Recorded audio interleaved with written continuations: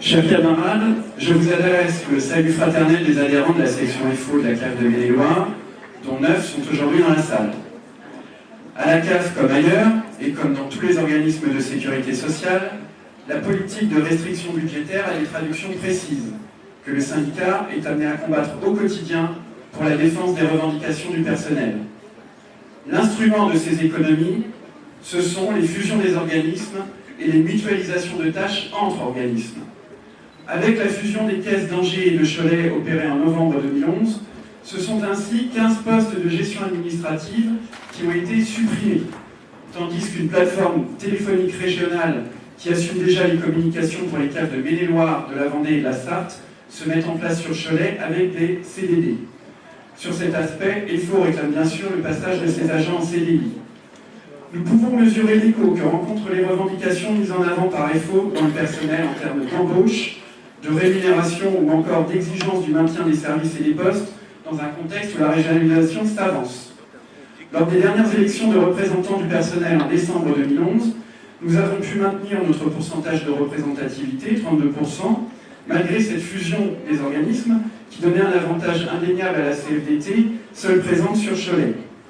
En janvier 2012, lors des élections de représentants du personnel au conseil d'administration, nous sommes même passés sur le site d'Angers devant la CFDT, dans une situation où nous venions d'obtenir pour des agents qui avaient été lésés dans le cadre de la subrogation le paiement intégral de leurs indemnités journalières maternité.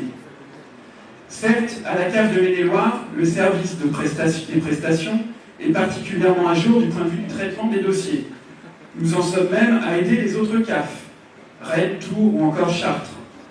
Mais d'une part, il s'agit d'une situation fragile. Nous savons que de nombreuses CAF sont en grande difficulté. D'autre part, la direction cherchait encore l'an dernier à imposer des heures supplémentaires obligatoires du fait d'un stock important, heures supplémentaires obligatoires que nous avons réussi dans la négociation à rendre facultatives. Et enfin, des problèmes criants d'effectifs se posent dans tous les autres services, au contentieux par exemple, où les délais de traitement s'allongent considérablement, ou encore à l'action sociale, où la situation est particulièrement brûlante aujourd'hui. Depuis plusieurs années, en effet, la direction a décidé de ne remplacer aucun départ à la retraite de travailleurs sociaux et de secrétaires de relais. Ces personnels qui interviennent au plus près des populations en difficulté. Alors même que, justement, compte tenu du contexte socio-économique particulièrement dégradé, ces personnels voient leur charge de travail s'alourdir considérablement. En ne permettant pas aux collègues de ce secteur d'assumer leurs tâches, c'est une véritable entreprise de démolition du travail social qui est à l'œuvre. Depuis des années, il faut le dire, cette orientation a été soutenue par la CFDT, qui a constamment donné un avis favorable dans les instances à des budgets d'action sociale qui contenaient des réductions d'effectifs. Mais aujourd'hui, la revendication des personnels est la plus forte.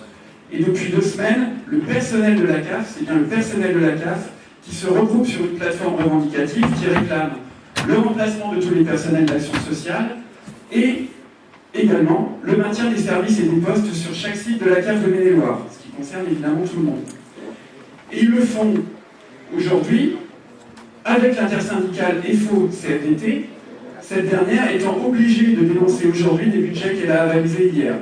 Plusieurs réunions des assemblées générales ont déjà eu lieu sur la question, et une nouvelle délégation va rencontrer la direction dans les prochains jours. Dans ce contexte, la section FO se développe, une de nos préoccupations majeures étant de faire adhérer, car cela conditionne évidemment le poids du syndicat.